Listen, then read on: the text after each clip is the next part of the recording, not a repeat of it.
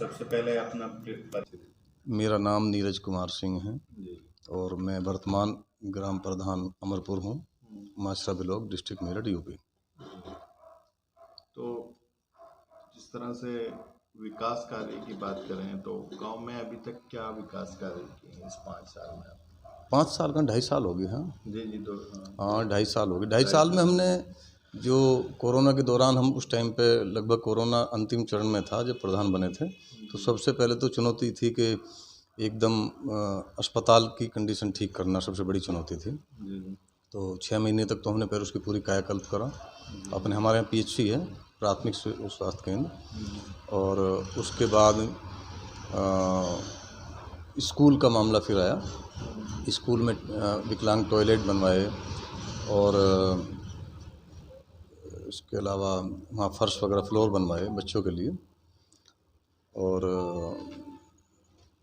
फिर सरकार की मंशा थी कि सचिवालय कंप्लीट होने चाहिए, तो सचिवालय में पीएचसी बनवाई, सॉरी सीएचसी। और बाकी वहाँ जो भी लाइब्रेरी के सामान थे वो भी अभी कार्य चल रहा लाइब्रेरी का हमारा, उसकी तरफ भी कार्य कर रहे हैं। और बाहर से निधि से, जो सांसद निधि के द्वारा, क्षेत्र पंचायत निधि के द्वारा कहीं खड़ंजे इंटरलॉक वगैरह लगवाएं।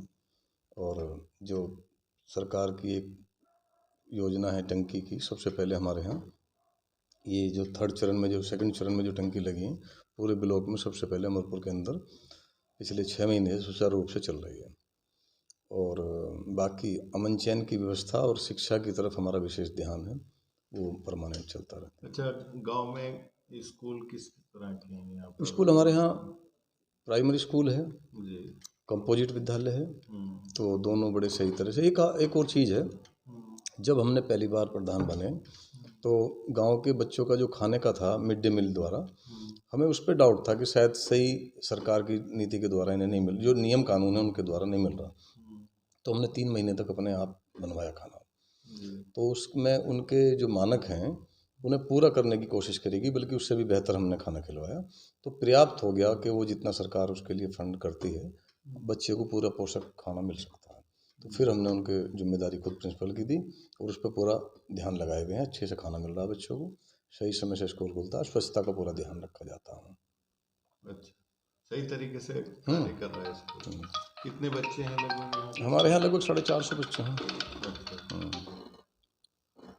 तो जो मौजूदा 2-2.5 साल हैं और पिछले 5 साल को लेकर आप क्या अंतर पाते हैं निधि को लेकर? निधि में बहुत बड़ा बदलाव आया है। जी। अभी क्या था कि जो हमारे से पहली योजना थी, जो पंचवर्षीय योजना, उसके बाद जो हम बने हैं, तो एक तो 15% हमारा गांव की निधि क्षेत्र पंचायत को दे दी गई और 15% जिला पंचायत को दे दी गई।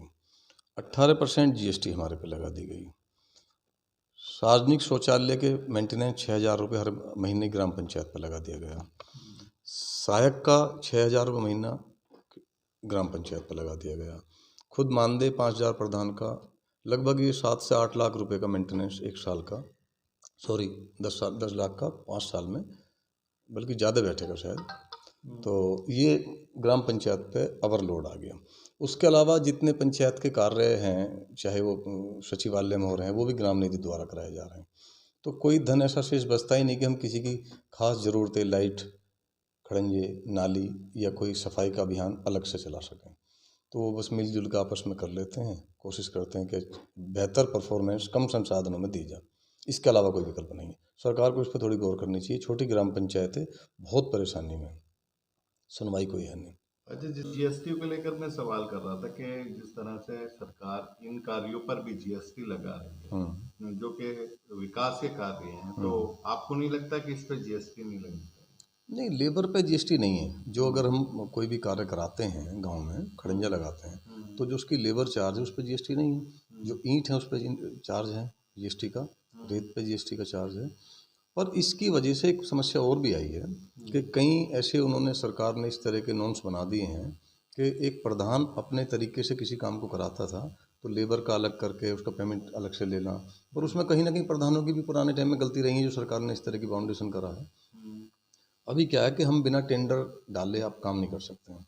जिसका पूरा जीएसटी धारक होगा, जो ठेकेदार होगा उसके द्वारा ही हम काम करा सकते हैं। इस तरह के कानून टाइप बन गए, प्रधानों को परेशानी आती है अपना आप काम करने में।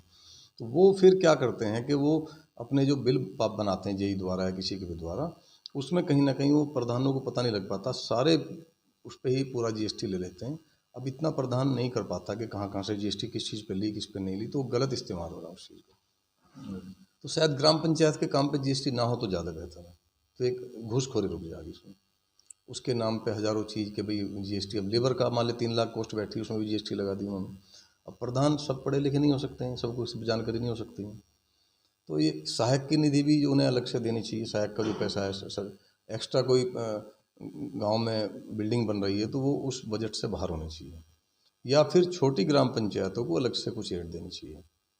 अब जो छोटी ग्राम पंचायत हैं जिनमें 1800 से 2500 तक वोट हैं, अब से छोटी हैं बहुत पंचायत है, उनके तालाब साफ नहीं हो पाते क्योंकि बजट में नहीं होता, फिर गाँव की सफाई सही तरह से नहीं हो पाती, क्योंकि जो काम 7000 वोटिंग वाली आबादी को सरकार ने दिए हैं टारगेट, वही टारगेट 1500 आबादी वाले के लिए दिए हैं।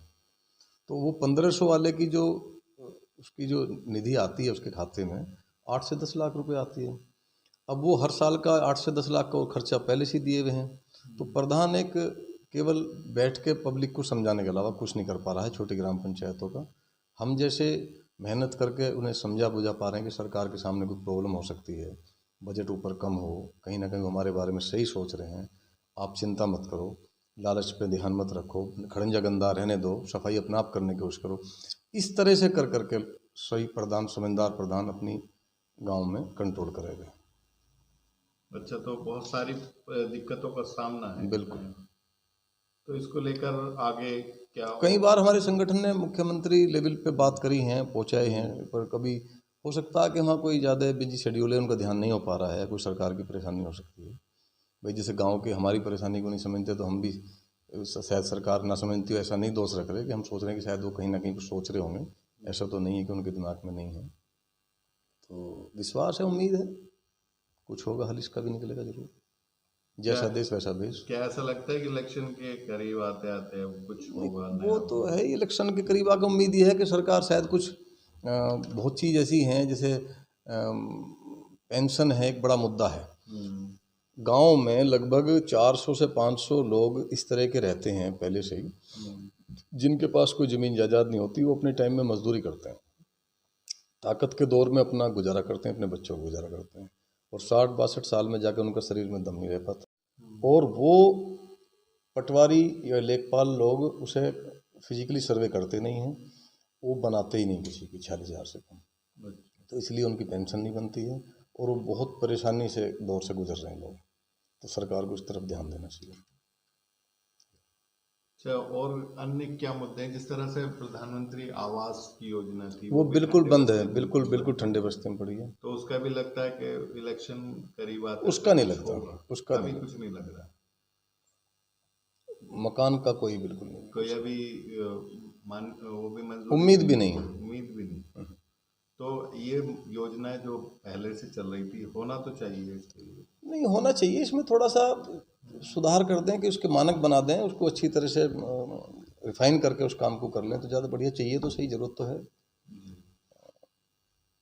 अच्छा, यहाँ पर सरकारी तौर पे जो एक विवाह होता है, उसमें भी कुछ लड़कियों के या वो होते रहते हैं। जो असल में क्या है, जो जागरूक लोग होते हैं वो थोड़ा सा भागा दौड़ी करके काम कर लेते हैं, और शायद उनमें से 50% को उस चीज़ की जरूरत भी नहीं है, अगर नहीं भी मिले तो भी उनका काम हो जाता है। पर जिसे एक्चुअल में ज़रूरत है, अब ज़रूरत उसे है जो गरीब है, और वो इतनी गरीबी में है कि वो उन कागजों को पूरा नहीं कर पाता, उसको इतनी जानकारी होती नहीं, तो डिपेंड हो जाता है दूसरे के, हम जैसे के आधार पर हम ही भागा दौड़ी करवा के उनको मदद पहुंचा दे तो बात अलग है। वो खुद कहीं आधार कार्ड मैच नहीं कर रहा, कहीं उनके लिंक नहीं है खाते, कहीं उनको समाज कल्याण दफ्तर में गए तो वो पैसा ही नहीं है उसके पास, 10 रुपये खर्च करके जाने का, वहाँ तक फार्म भरने का अंदाज़ा नहीं है उन्हें। तो कई बार तो ऐसा भी होता होगा कि प्रधान को अपने लेवल, हाँ बिल्कुल, ऐसे तो हज़ारों काम हम करते हैं गाँव में, पर बैलेंस तो जब बनता है ना कि वैसा भी काम हो। ये तो चलो सामाजिक स्तर पे हम प्रधान भी नहीं थे जब भी करते रहते थे।